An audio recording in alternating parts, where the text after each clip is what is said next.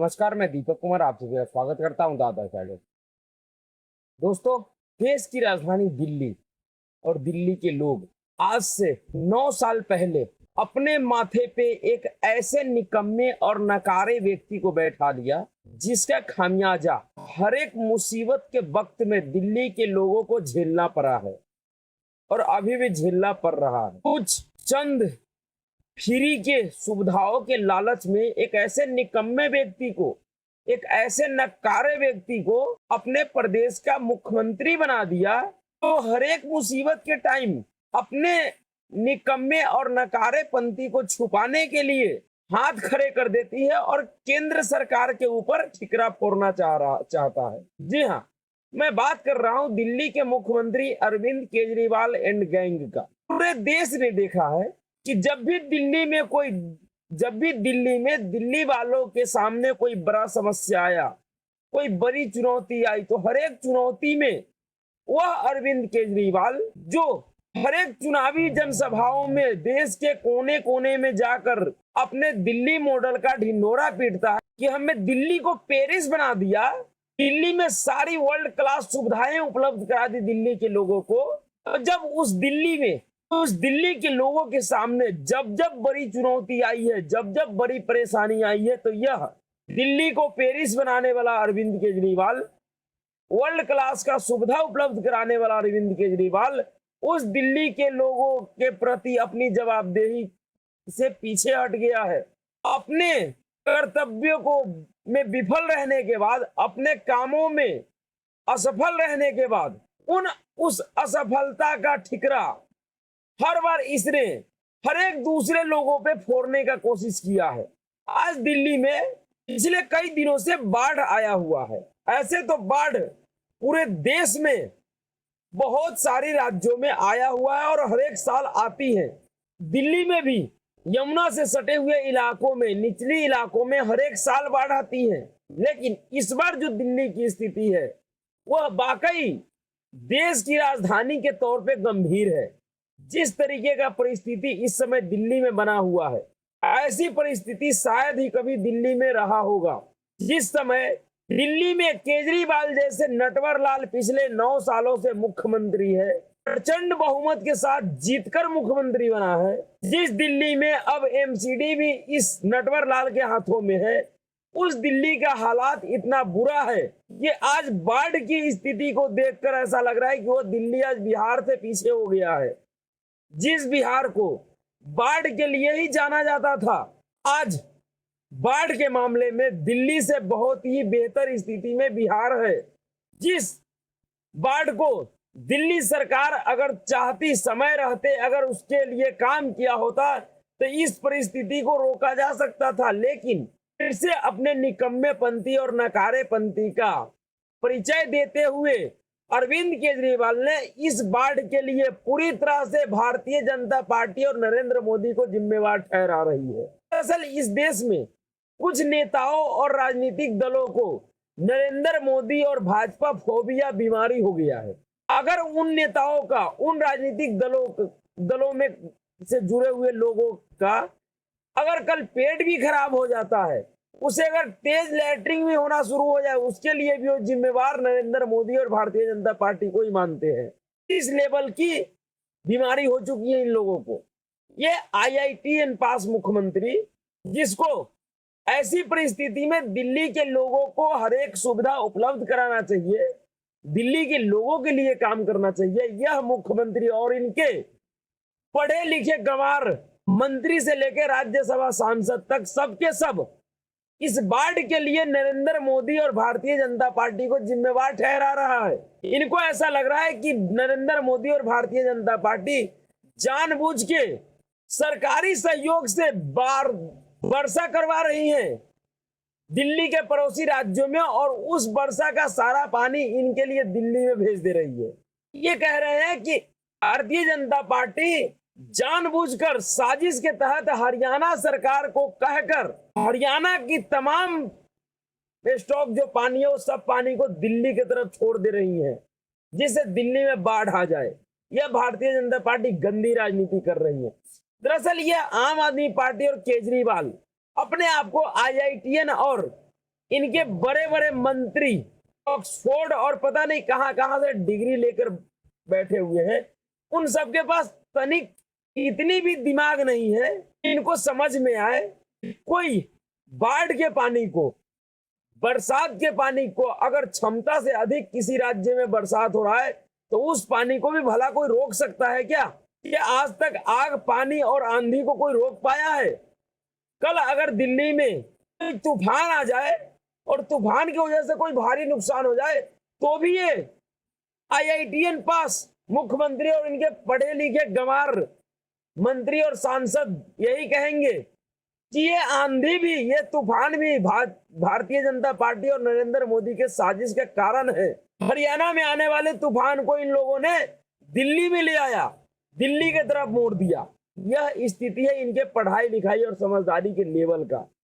दरअसल तो बड़े आपदाओं ने साबित कर दिया कि केजरीवाल एंड गैंग कितने निकम्मे और नाकाबिल लोग हैं। इनके पास जो आईआईटीएन और जो पता नहीं बड़े बड़े जो यूनिवर्सिटी के जो सर्टिफिकेट है ये सब ये लोग खरीद के रखे हुए हैं। इसमें चाहे अनपढ़ नेता भी कोई हुआ होगा आज तक या अभी भी होगा, वो भी इस तरीके का बात नहीं करता है जिस तरीके का ये आईआईटीएन पास और इनके पढ़े लिखे गंवार गैंग करते हैं। और ये जितने पढ़े लिखे गंवार है इनके समर्थक भी इनसे कहीं ज्यादा पढ़ा लिखा गंवार है।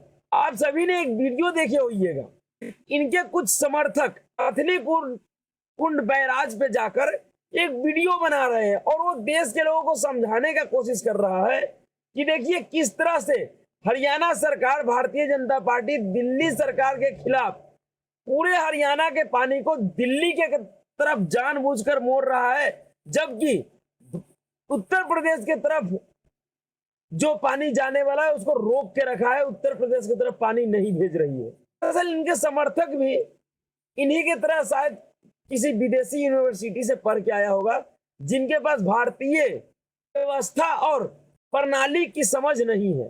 जो इनका समर्थक डैम पे जाकर वीडियो बना के नौटंकी कर रहा है, उस बेवकूफ को यह समझ में नहीं आ रहा है कि जो उत्तर प्रदेश की तरफ जो नहर आ रही है वो नहर सिर्फ और सिर्फ सिंचाई के लिए उपयोग किया जाता है।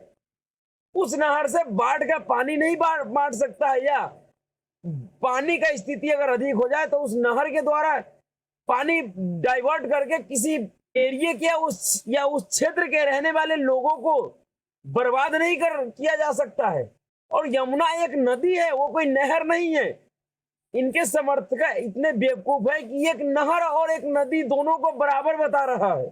जितना पानी किसी नदी में छोड़ा जा सकता है उतना पानी किसी भी सिंचाई के लिए बनी हुई नहर में नहीं छोड़ा जा सकता है। सिंचाई वाली नहर में पानी सिर्फ और सिर्फ किसानों के आवश्यकता के अनुसार उनके जरूरतों को पूरा करने के लिए ही छोड़ा जाता है, वरना हमेशा वो बंद ही रहती है। लेकिन केजरीवाल एंड गैंग को कौन समझाए? ये इतने निकम्मे हैं कि जब इनसे बाढ़ की स्थिति नहीं संभाली जाती है, नहीं संभाली गई, तो इन्होंने अपना समर्पण केंद्र सरकार के चरणों में जाके कर दिया।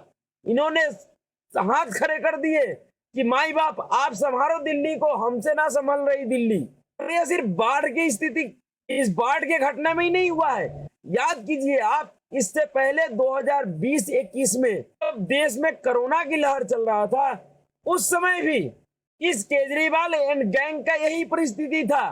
देश के तमाम राजनीतिक दल और अदालतों से जूते खाने के बाद भी इनसे दिल्ली नहीं संभाली गई। दिल्ली के लोग ऑक्सीजन के लिए मरते रहे, बेड के लिए मरते रहे, अच्छे अस्पताल, अच्छे स्वास्थ्य सुविधाओं के लिए तरसते रहे।